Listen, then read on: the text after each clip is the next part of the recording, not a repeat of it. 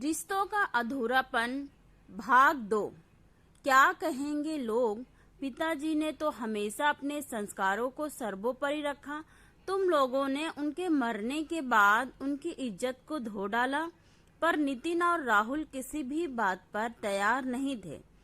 सुधा और दिनेश बात करके चले जाते हैं। जाते जाते बोलते हैं, थोड़ा सोचो सुधा, तुम दोनों जब राहुल और नितिन ने पिताजी का मान न रखा तो बहन का क्या मान रखेंगे। इसी तरह दोनों आपस में बात करते हुए जाते हैं। तो फिर एक दिन राहुल और नितिन ने सुधा दी और जीजा जी को बुलाकर बंटवारे की बात रखी। सब लोग आंगन में इकट्ठा हो चुके थे। सब एक दूसरे पर आरोप लगा रहे थे। नितिन की बहुत ही बेइज्जती हुई। घर में नितिन की पत्नी रुचि, वह भी अपनी एक एक बात को रखती जा रही थी। जो जलता है वही तड़पता है। नितिन और रुचि के साथ नाइंसाफी बहुत दिनों से चल रही थी। वह नितिन और रुचि अब एक होने के लिए तैयार न थे। पिताजी की संपत्ति, बाप के मरने के बाद कितनी लड़ाई होती है ये तो भगवान ही जाने। कौन करता है ऐसी लड़ाइयाँ? एक पिता के गुजर बजाने पर यही सब होता है क्या? इधर राहुल और सुधा को सारी कमियां सिर्फ नितिन और रुचि में ही नजर आ रही थी। सुधा और दिनेश भी नितिन और रुचि को समझाने में लगे थे। रुचि ने बोला, क्या पिताजी अम्मा के मरने के बाद सारा कुछ बड़े भैया का होता है, छोटे का कुछ नहीं होता है? पर रुचि की बात को सुनता कौन? रुचि बोले जा रही थी और रोए जा रही थी।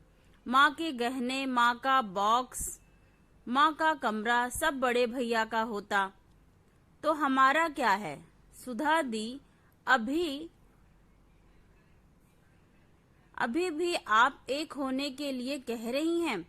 सुधा जी ने बोला, बड़े भैया सारा काम कर रहे हैं तो वही ना रखेंगे। नितिन और रुचि तिलमिला जाते हैं। रुचि ने सुधा दीदी जैसी दीवार पर अब अपना सर फोड़ने की कोशिश न की। वह चुप होकर अपने कमरे की ओर चली और जाते जाते बोलती गई, अब मैं इन लोगों के साथ नहीं रह सकती। इधर सुधा दी भी गुस्से में बोली, ठीक है तो इस घर के 3 हिस्से होंगे, एक बड़े भैया का, एक तुम्हारा और एक मेरा। रुचि वापस पलटकर नीचे आती है और बोलती है, कैसा आपका हिस्सा?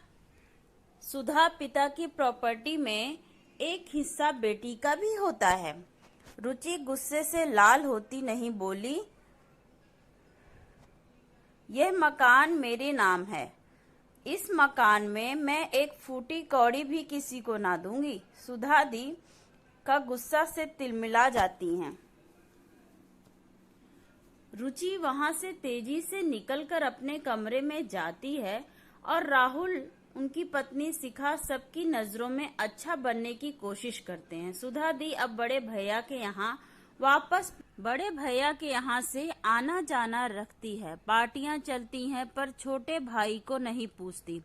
बंटवारे की बात तो हो गई पर अभी बंटवारा ना हुआ। बड़े भाई मटकते चटकते अपनी बहन के घर आना जाना हो रहा था।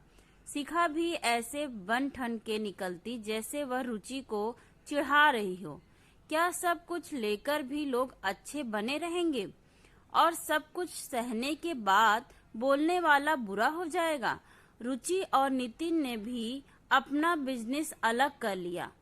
रुचि के मायके से उसे सहायता और मदद मिलने लगी।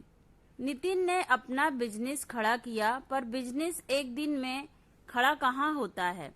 20 साल का बिजनेस और एक दिन का बिजनेस बराबर नहीं हो सकता। नितिन अपने बिजनेस को बढ़ाने के लिए दिन दिन भर भूखा रहकर इधर उधर घूमता। रुचि और नितिन स्ट्रगल करने लगे।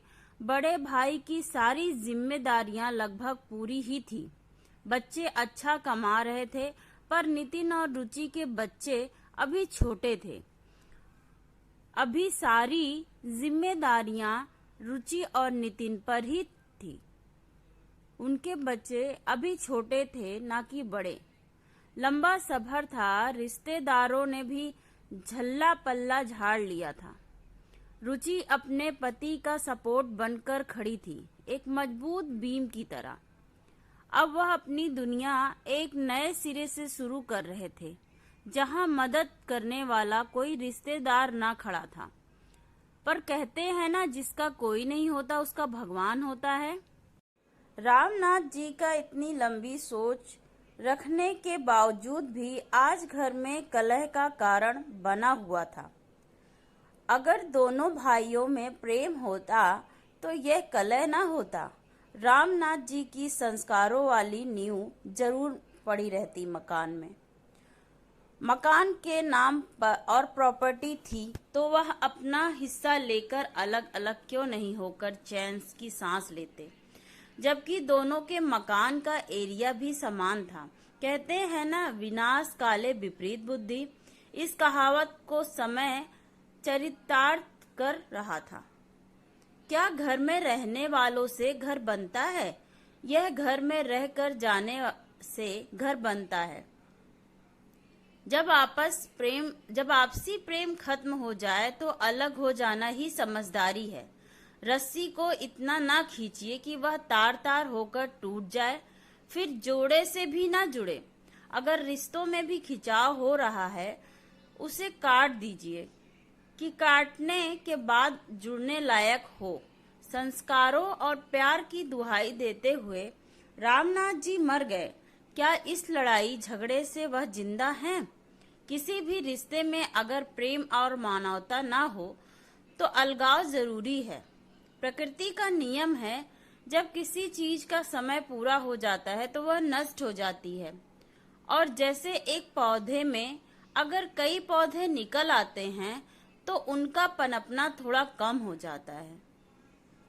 फिर हम उन पौधों को थोड़ा सा अलग कर देते हैं, जिससे कि उसका विकास अच्छे से हो सके। तो अगर रिश्तों में प्रेम खत्म हो गया है तो उसे अलग हो जाना ही चाहिए। थोड़ा समय और स्पेस चाहिए, धीरे धीरे वह प्रेम फिर विकसित होने लगता है। और लड़ कट कर रहने से मन में दोष उत्पन्न होता है। समय के साथ ही अच्छी सोच रखते हुए अपने आप को अलग कर लेना चाहिए, जिससे प्रेम भाव आपस में बना रहे। Thanks for watching. Please like and subscribe.